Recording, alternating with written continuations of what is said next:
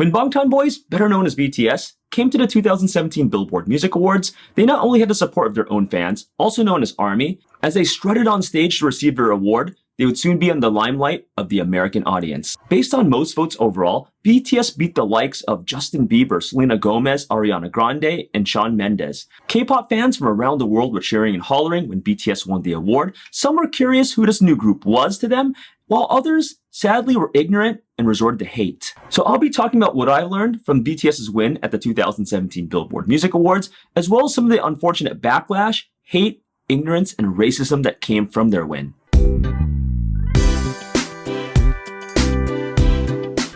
To any K-pop fan, BTS is one of the most known acts today. Debuting in 2013, they soon took the K-pop world by storm and are on top of the K-pop world 4 years later in 2017. Alongside EXO and Big Bang, they're one of the most successful male K-pop groups in the past several years. To say BTS is famous today in the K-pop industry is a definite understatement. So what did I learn from BTS's win at the 2017 Billboard Music Awards? Let's go through them. The first one is, it put K-pop on the map again. While many Asian Americans and K-pop fans from around the world already know about K-pop, K-pop is still a relative niche in the US. Many people in the States that were watching the Billboard Music Awards and are non-K-pop fans were really surprised when some group from Asia, BTS, beat out the likes of Justin Bieber, Ariana Grande, Selena Gomez, and Shawn Mendes. The group showed that K-pop is not only big in Korea or in Asia, but around the world. Now, of course, BTS is not the first K-pop group to get major exposure from US media. There's been acts such as Rain, who's gotten exposure in the mid to late 2000s. There's been Big Bang. There's been Girls' Generation on the David Letterman show. There's been Psy with, of course, Gangnam Style. And now, BTS. The next one is, it gives Asian Americans and K-pop fans around the world more Asian representation in Western music. I hear from a lot of my Asian friends back in the US that there's not much Asian representation back in the States, especially when it comes to entertainment, whether it's music, movies, or TV dramas. And if you're Asian, you're pretty much stereotyped into being a lawyer, doctor, engineer, or programmer. You know, us Asians, we really excel in the classroom in academics. We're the ones that break the curve in your class. We're the ones that you guys hate because we get those high GPAs. And we're also the ones that can't break stereotypes in the Western world, especially America. Enter BTS and K-pop male groups. Now with BTS, you don't have the stereotypical doctor or lawyer. You have 7 guys singing and rapping about social issues, from adolescence to mental health issues to politics. You have these guys that take center stage in Korea that are seen as masculine in Korea and are very popular. And in Korea and Asia, we're not just bound to those academic stereotypes. Why? Because in each Asian country, we're pretty much homogenous or one race. So while the West is diverse and whatnot, which is a great thing, we also get pigeonholed in the stereotypes. With BTS, a lot of Asian Americans and K-pop fans can relate to this group because they share their same custom, look, and language. BTS and other K-pop acts also show that yes, Asians can also be singers, assuming that we have the singing ability as well as the dancing ability, and that we can succeed on the big stage. The next thing I learned is that BTS is huge on social media. I know that's an obvious duh, right? They just won the top social media icon award. But with that being said, BTS has a large fan base, also known as ARMY. Among the 4 social media and video platforms they use, YouTube, Facebook, Twitter, and Instagram, they have a combined 18 million followers on the 4. Forbes also noted that last year, in March of 2016, BTS was the most tweeted topic that month. Twitter also noted the BTS trend and created an emoji based on BTS. Another interesting thing is that their label, Big Hit Entertainment, decided to concentrate their social media accounts to just one, rather than having separate accounts for each member. This in turn has the fans subscribe to only one account for each social media platform, making it more concentrated, since if you had 7 accounts for each BTS member, you'd have to check up on all 7 if you want to get all the updates for, of course, each member. Their social media account also shows a more fun, relaxed, personable side, which doesn't always happen to all singers in K-pop, where some of it is very business-like and corporate. But with Big Hit Entertainment, they know how to loosen up a bit and to show BTS's more fun side. And that in turn makes even more people want to join the ARMY and subscribe to their social media accounts. The next lesson I learned, the BTS fandom, as well as other K-pop groups, are very organized. While many fandoms can go overboard and go a bit too crazy and overzealous even for me, I have to admit, they're as organized as an army. Pun intended. Now, during the 2017 Billboard Music Award voting process, the ARMY had a plan to get BTS to win the award. So how did they do that? BTS is definitely in the top 2% of most popular Twitter accounts in the world. But if you compare it to Justin Bieber, who has about 95.7 million Twitter followers, 6 million doesn't seem that much. It's pretty much like a David versus Goliath comparison. If Justin Bieber has 13 times more Twitter followers than BTS, how did they win the award? Well, that's where the ARMY comes in. The ARMY is so dedicated and articulate the planning to making BTS win. Here's a story that I read how the ARMY actually works. So BTS fans here in Korea, Japan, Australia, and all over Eastern Asia, because we all share relatively the same time zone, they voted first. And when we had to go to sleep here in East Asia, then BTS Europe took over. And then BTS Europe started voting during the day. And when they had to go to sleep, BTS USA and Canada, and as well as Latin America took over. And it continued to cycle for days until the final voting was tallied. Thus was the major reason why BTS won the Social Media Artist Award. Another reason why the BTS ARMY is so strong is that they pretty much guarantee sales when a new BTS album comes out. Like, as soon as their new album drops, it's gonna sell a lot. Like, BTS will be profitable right away. Why? Because the BTS ARMY pretty much encourages everyone to buy it. They pretty much have this bond that says, let's go support them. We gotta support our boys, you know, we gotta get them as #1. And I know that goes with a lot of K-pop fandoms. It's not the newest thing, but with BTS, I feel it's really strong. Like, it's a really strong bond that I don't see in every K-pop fandom. With their strong loyal following, it was no wonder that BTS was able to overwhelm and even surprise their Western counterparts, despite having less followers than them. To be fair, if even a portion of Justin Bieber fans have voted for him, he would have beaten BTS. This hands down, simple math. When you have 95 million Twitter followers versus 6 million, if just 15 to 20% of Justin Bieber fans just voted, it would have been a landslide.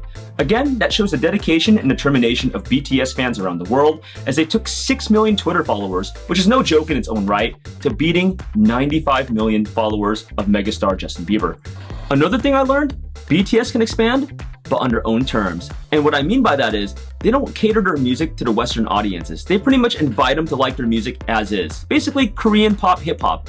And as of now, I heard that BTS as well as Big Hit Entertainment have no plans to produce an English album. And that's good because they feel more comfortable in Korean. Let's face it, they're Korean, right? So why would you produce an English album unless you feel more comfortable in that language? Save Nam-joon, who feels really comfortable in English.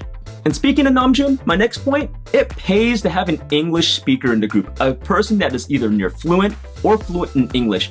I feel Nam-joon is an incredible English speaker. He's an incredible English presenter, and it's great that he's the lead man when he goes up for presentations or awards acceptance speeches, as he did in the 2017 Billboard Music Awards. It's actually funny, I actually attend a lot of the music awards every year here in Seoul, and of course, I see BTS accept a slew of awards. And in some of the acceptance speeches, he actually speaks a lot more English than Korean. And it's hilarious because a lot of the fans are like, ooh, because, you know, his English is really, really good. I would say that Nam-joon is pretty fluent in English. He is really good. And I don't actually think he studied overseas. I know he did really good on the TOEIC, which is pretty much the English proficiency test for foreign countries. But wow, his English is really good. But again, it pays to have an English speaker in the group, especially when you go overseas, because foreign fans can relate to you more. They can understand you better, as well as your mannerisms. And while yes, BTS could get a translator if Nam-joon didn't speak fluent English, I feel some of the nuances in translation would be a bit off, and thus foreign fans can't relate to the group as much. And if you guys don't believe me in having at least one English speaker in the group, how many times have you Googled or YouTubed your favorite group plus speaking English? I'm sure a lot of you guys do, trying to see if your biases speak fluent English. I know I do. The next thing I learned, you don't need to be a part of a big label to succeed. Now, maybe a decade ago, that might be more true. Your chances to succeed pretty much lay within JYP, YG, or SM Entertainment, or even other companies such as 1TheK, Cube Entertainment, or DSP Media. But these days, smaller companies such as Big Hit Entertainment, who houses BTS, show that smaller companies can succeed. The next thing I learned, BTS as well as EXO are the top K-pop groups in Korea. With Big Bang going to the ARMY, not the BTS ARMY, but that would be cool if they did. BTS and EXO are the remaining male supergroups, with 17 slowly catching up. And if you guys watch my earlier videos, I talk about something called the hype test. And the hype test is basically how you truly judge if a K-pop group is popular or not. And it basically comes down to this. If the average non-K-pop fan heard about your group is popular. And in BTS's case, pretty much everyone, K-pop fan or not, has heard about BTS before. Unless you're living in a cave or don't listen to music at all, you pretty much know who BTS is, or at least have heard of them or one of their songs. BTS is pretty transcendent right now in Korea, and it's no surprise, their sales match up to their popularity. They definitely meet the hype test of if the average non-Korean fan has heard about them. And not to mention, with them being the first K-pop group to win something at the Billboard Music Awards, they now have a bit of street cred in the Western world. And now my last point, and this is going to be the longest one, and an unfortunate one. I learned that when people are ignorant and don't know, a lot of them turn to racism. It's a shame during BTS's big win that we have to actually talk about racism. And the reason why I say this, because when I was on Twitter, checking out BTS updates on the Billboard Music Awards and hashtag BBMA, I saw a lot of hate. I saw a lot of disgusting, racist words and ignorant statements. And it was shocking. I didn't know there was a lot of people like this that would say these like disgusting tweets. So let's read some of the tweets that I saw. Who are these Asians and why does it seem the entire audience knows who they are? Well, random Twitter user, it's because BTS is known around the world. They're the #1 act right now in K-pop alongside EXO and Twice. Who are these Asians with bowl cuts on the BBMAs? Again, just because you don't know who BTS is doesn't mean they're not popular. Just like me saying, who the hell's Bruno Mars? If I don't know who Bruno Mars is, he must not be popular, right? That's so ignorant. Wow, I don't know what to say. Like, I'm trying not to put these people down, but it's hard not to. These statements are just asinine. They don't get to decide, and I don't get to decide who's popular in the music industry. The general public does. So to say that just because they've never heard of them, because they probably never left their own country, is just really ignorant. Like, wow, go travel somewhere. Go listen to world music, and you'll know definitely who BTS is. And to add to that, BTS has been to several places and performed in the US, and they sold out every single concert. In fact, BTS and Big Hit Entertainment actually had to add more concerts to meet demand. So let's continue with this intellectual tweet readings, shall we? Okay, y'all, but who the F does BTS and their effing Korean fans think they are? Like Ariana or Selena deserves to win, and we all know it. And it's not our fault that all these stupid Korean fans have nothing better to do than to vote 28,482,884 times a day. Like, not trying to be racist, but you don't see any American singer or band participating in a Korean award show. So like BTS, please just go back to Korea. Ignorance at its finest, and we're gonna break this down.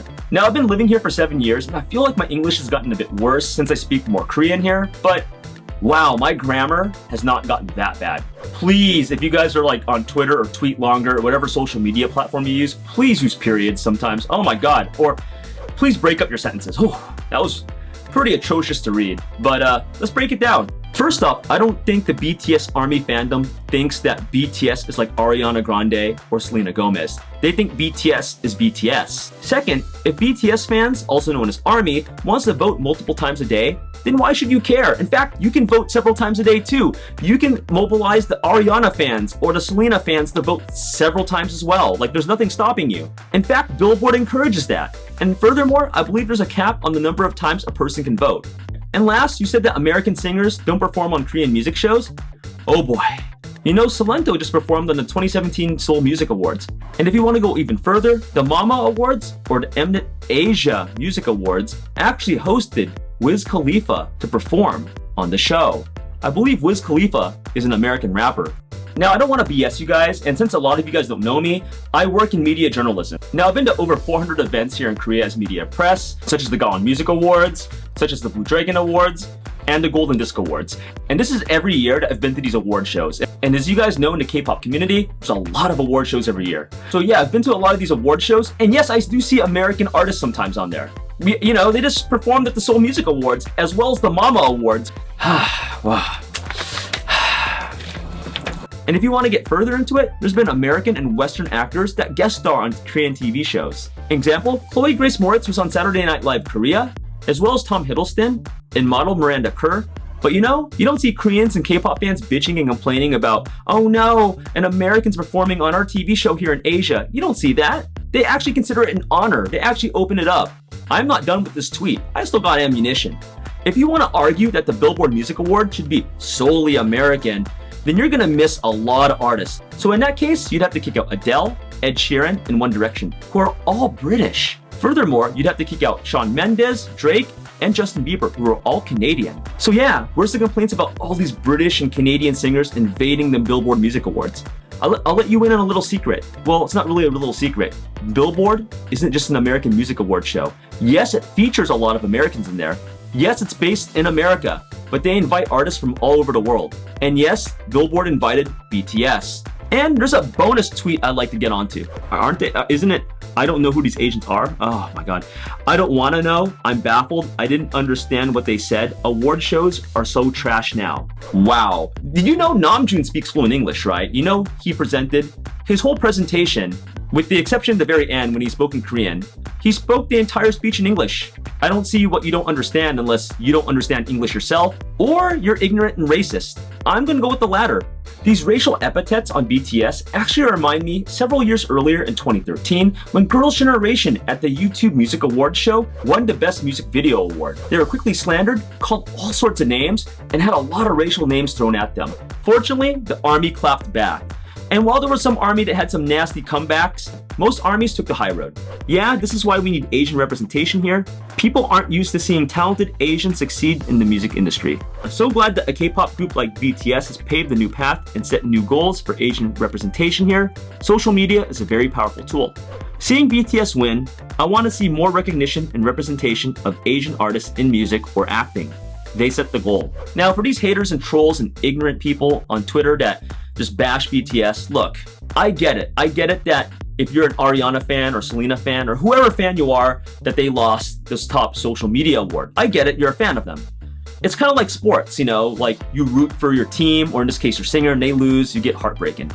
Resorting to hate and racism and ignorance, that's just not cool. I mean, why don't you just learn about BTS? You don't have to like their music, but it doesn't hurt you to learn about the group that Justin and Selena and Ariana just lost to. And the big lesson I learned here is when people don't know, when people are ignorant, a lot of them pull the racism card out.